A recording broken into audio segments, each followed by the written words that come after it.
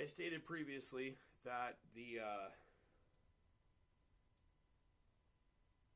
necessitation of watching the other two movies at the end of the cycle to get the trilogy done is eventually going to have to happen anyway.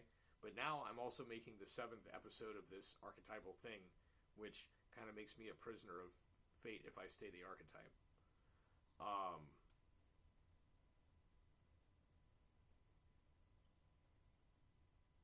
but I was talking about themes.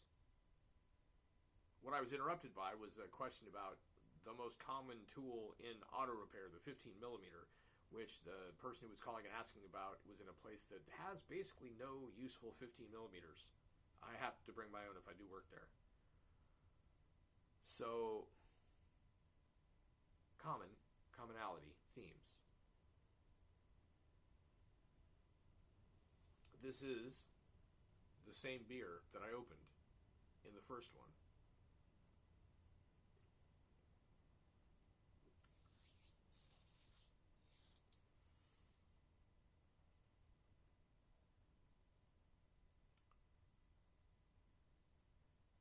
What I was talking about, I think, was about Darth Vader's self-loathing fueling his Anakin Skywalker level power, right? Double curse, the feedback loop made into its own feedback loop of the culture, and we're influencing, right? Archetypes. If you don't understand what I'm talking about, you are simply adding to the collective unconscious, which generates archetypes. Collective consciousness is aware of the archetypes. I think that might be how we all brand them the same. There are common versions of how these appear in our dreams. So, when I read a book, I typically find a way to see through the eyes of various characters, not just the protagonist.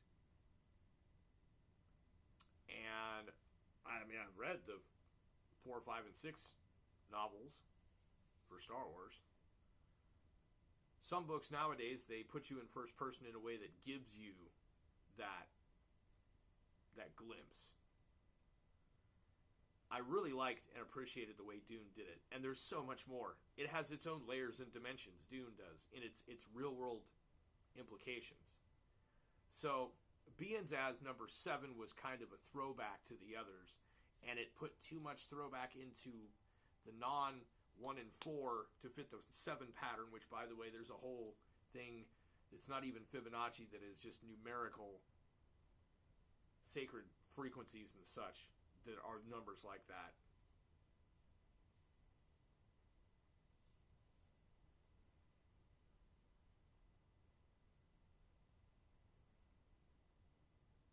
I can only imagine at this point breaking into the future as well as the past with this aberration that is number 7.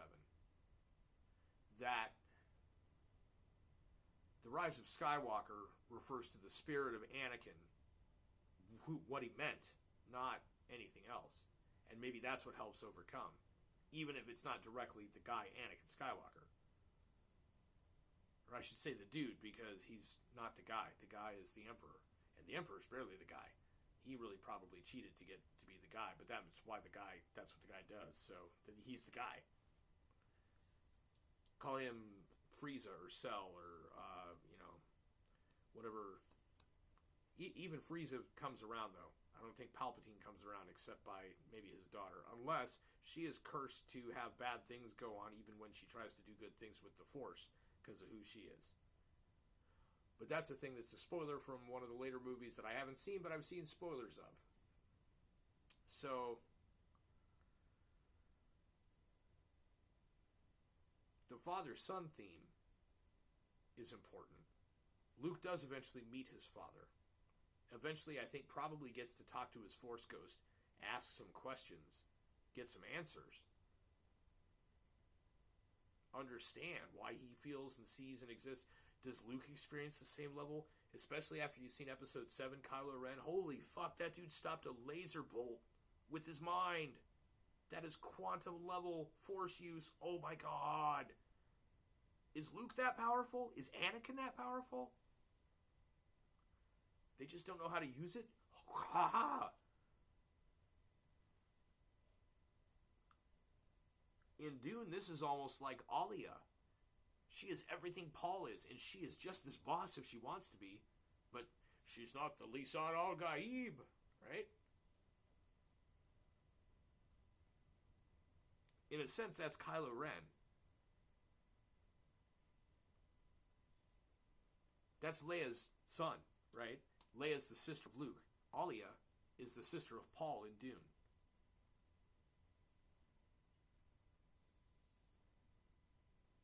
So, and also some bogus fucking blame the woman on a subconscious level shit there, I think. But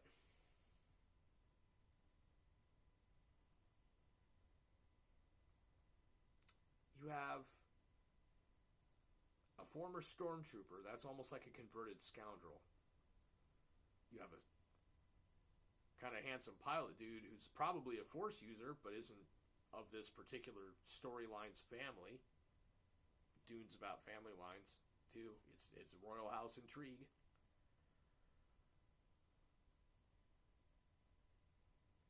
Episode 7 is color coded to match. I cannot speak for the other two because I haven't seen them. As far as times and Force uses, there is one.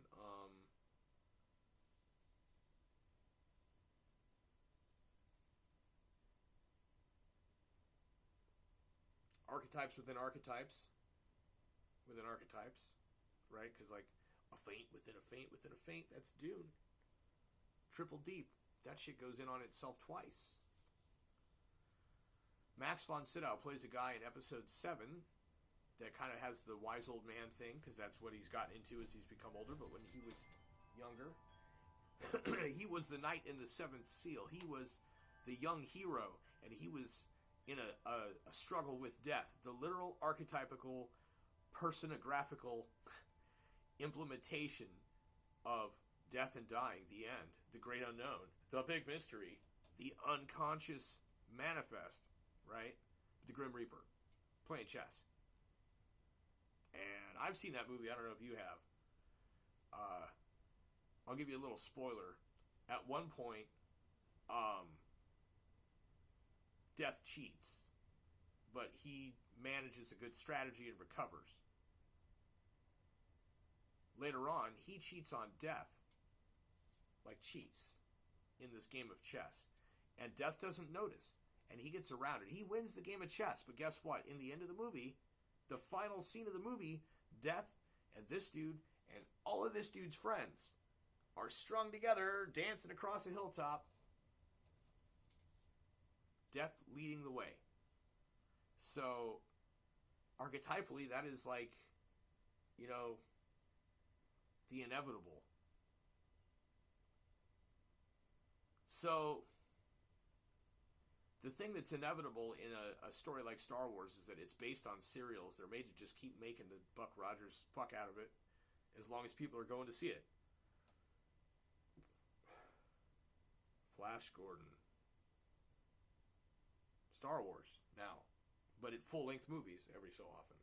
It's probably better than some Studio B bullshit every week on film. God, how rushed.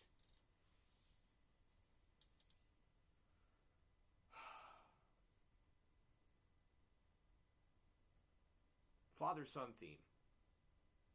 I don't know if Lucas has kids. I don't know. They always say that all the Anakin and Luke stuff was a Vader initially kind of represented his father and the life that he didn't want to live, and that there's subconscious, you know, bleed through on that, but it's like still very, I don't know, it's just, it's essential. Whatever it is, that there's a purity to the experience of what happened and what became. So we finally, at the end of episode 7, see Luke, and now he's almost into the father figure thing. And she hands him this lightsaber and he just whips it over his shoulder. I still don't even know what it means. Apparently, however the fuck it was brought back, he was like, yo, I have a different one. And I'm on a different plane right now. What the fuck is a lightsaber? But then she has to go find it too, I guess, which is probably him becoming the trainer. So we'll see what her woefully insignificant training is. Doesn't it take place in like 45 minutes or something over the course of the second movie? There's a time frame between the second and third of that trilogy of like 16 hours, I heard.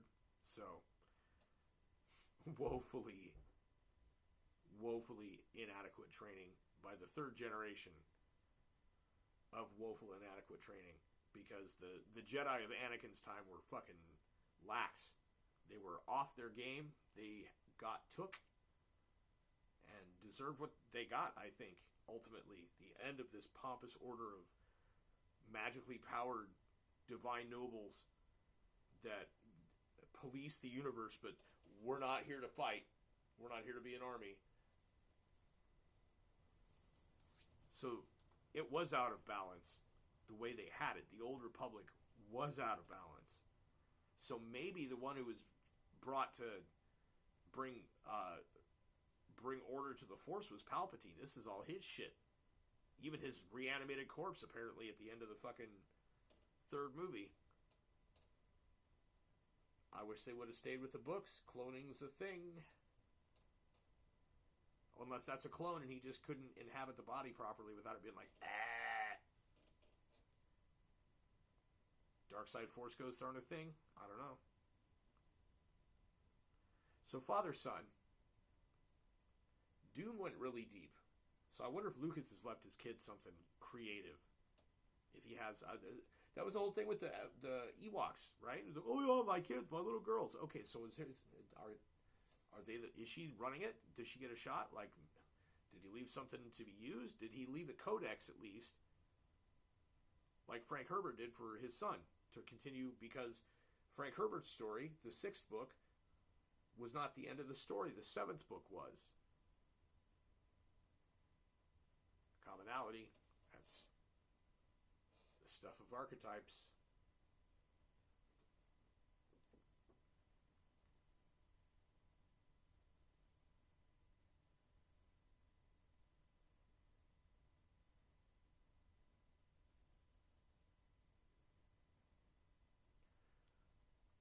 It's not just a father-son, it's a father and the daughter, because Leia's in the story too. So, for all people, and especially episode 7 with where you find out that her and Han, and then Han died the way he did, and all this other shit, like,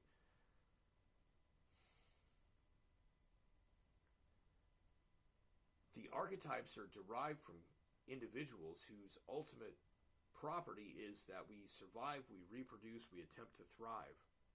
To the point where we create movies that contain these awesome archetypes, very well rendered, illustrated, and portrayed.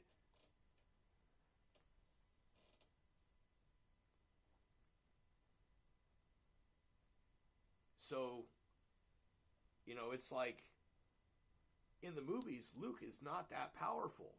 Anakin was ridiculous. But his daughter's kid, his grandson, could stop a frickin' laser bolt, like, and just leave it there until he thinks about letting it go, without effort. That speaks to, like, Gohan and Goten in Dragon Ball. Trunks. What about, what's her name, Bulla? I mean, obviously Pan, the offspring of the hero, in that sense. Their later generations should be massively powerful, just special. And so that is. Sucks that they retconned Jason and Jaina. The Solo twins. But why did one of the twins have to have twins? Anakin wasn't a twin, was he? Anakin didn't have a father. Anakin had Watto. Anakin had his mother. His mother was kind, but they were both slaves, both with limited socialization or whatever, to be able to interact with people. They, customers and businesses and their limited things, but they also lived in BFE Tatooine. Luke grew up with a gruff uncle who was a farmer. Luke learned how to farm, but he wanted to look elsewhere, and his aunt understood that, but neither of them understood who his father was. They just were like, don't let this kid go anywhere, keep him here. Or maybe they did understand it. That was all an act, which, who knows?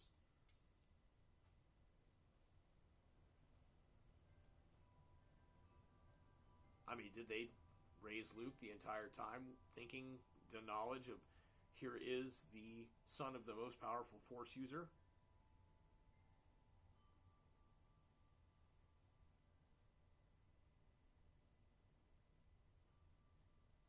Rey, much the same. She's apparently powerful. She is the granddaughter or daughter or whatever of El Palpatino. Her chance at redemption for him, a reincarnation. Now, there's a Dragon Ball, there's a character named Oob, who is the reincarnation of the evil half of Majin Buu, who is still alive. And Oob's just living his life, and Goku's waiting for him to be old enough to train. So, Rey is like Majub through these movies.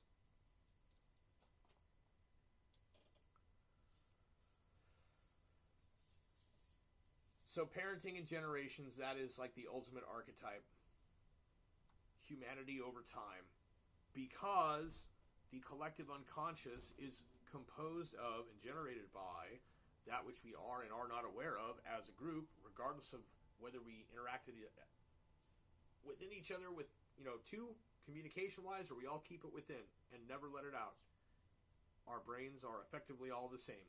And some people have different archetypes because of different things that may be different or wrong with their brain. Other people may just have specific differences in archetypes because of specific similarities or differences in the construction of their brain. But everyone's brain basically works the same and generates the same basic thing. And the pop culture, the culture, and people within the society around us generate the palette with which our minds paint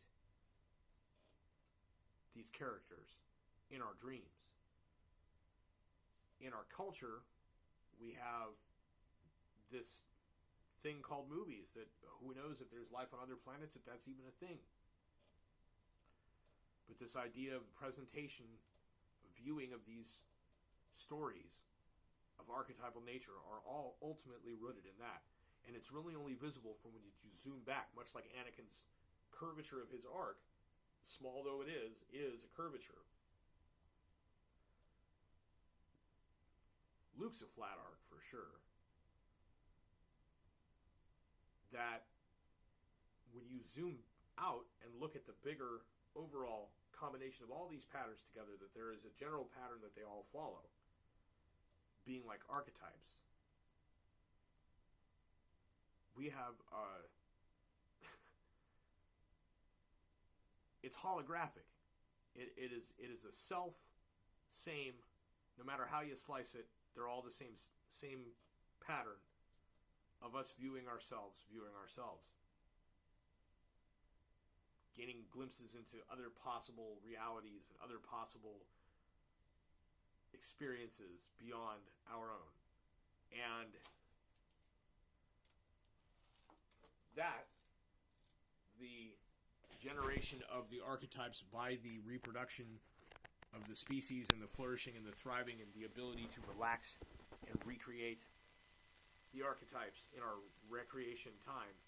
Recreate, get it?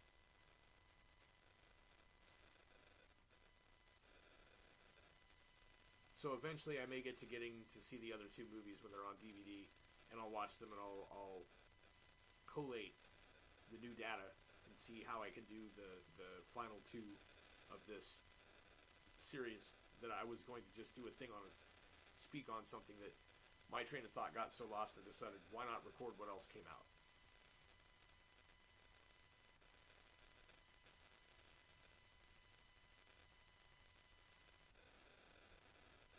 So the pop culture thing came up, and it was very interesting that there are quite a few people besides myself. Commonality, I'm not alone, right? That's the cool part about it. Once you understand how that works, you understand how not alone in the world you are. That other people were like appreciative. Now, I'm not saying like, oh look, the fact that there were other people that were like this understanding what it would be like to be that guy.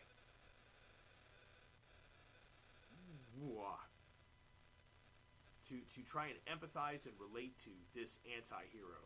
His entire story, front to back, top to bottom, that struggle and and all of its details is Paul Atreides was that anti-hero in a lot of ways. He was not a true hero. He was not even nearly separated the way that his son was. But at the same time, the father of the later generations that the story unfolds and creates these archetypes with is that original badass that everybody, it's Goku's legendary, Anakin Skywalker becomes Darth Vader. It's like, you gotta understand, like, everyone's afraid of that dude. Like, holy shit, that guy's bad. Like, Murdoch also has a dragon. The dragon's also been trapped. They have that in common. You don't understand. Much like Darth Vader's self-loathing feedback loop. It is a self-similar, holographic, all-inclusive, archetypal. That's what the word means.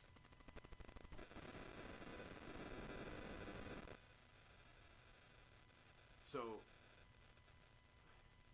unless you're living a flat arc, you're going to wonder about your parents and how they were so badass compared to you. Well, you back then was little kid you. Not, change a tire now as an adult you. So, with maturity comes wisdom. So as I got older, I started off, this is where I began with the first one. The first, the fourth, and the seventh are actually part of a larger pattern in the trilogy of trilogies, until you make a larger pattern than that.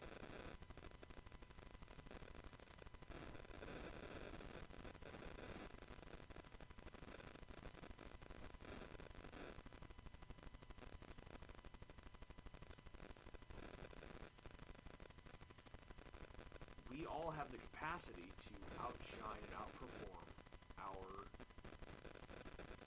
progenitors. We have to be able to accept that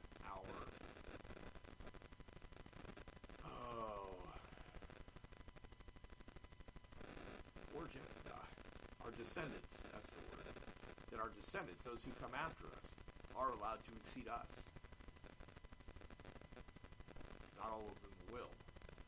That is the collective wisdom interpretation I've gained from it. And it's not a bad thing, it's just that we all are going to shine as bright as we manage to shine. And we won't know how bright that is until after we're dim. And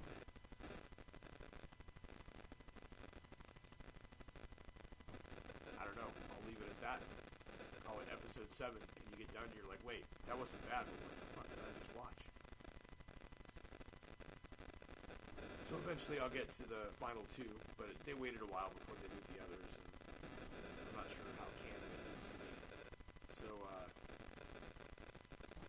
here ends episode 7 of my archetypal dive into Anakin Skywalker.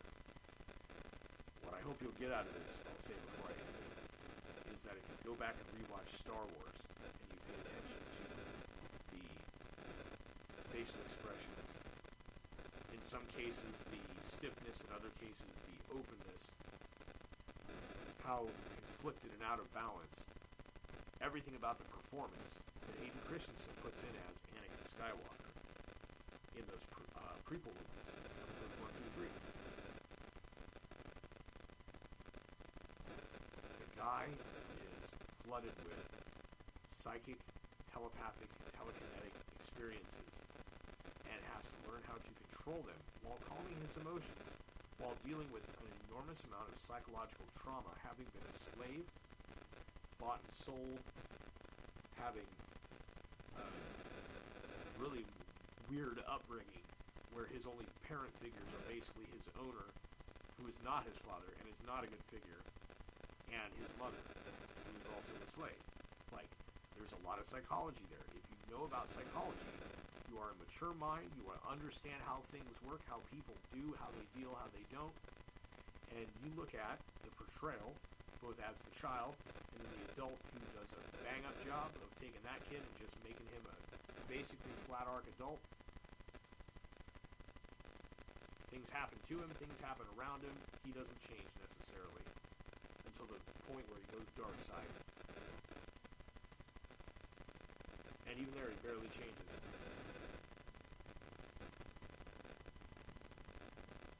If you look at the portrayals, there is a pathos, an agony, a despair.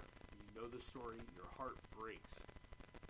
And everything about this supposed cardboard acting job, or whatever, that some people seem to think, I believe is fully intentional because of how awkward a person with those abilities would be.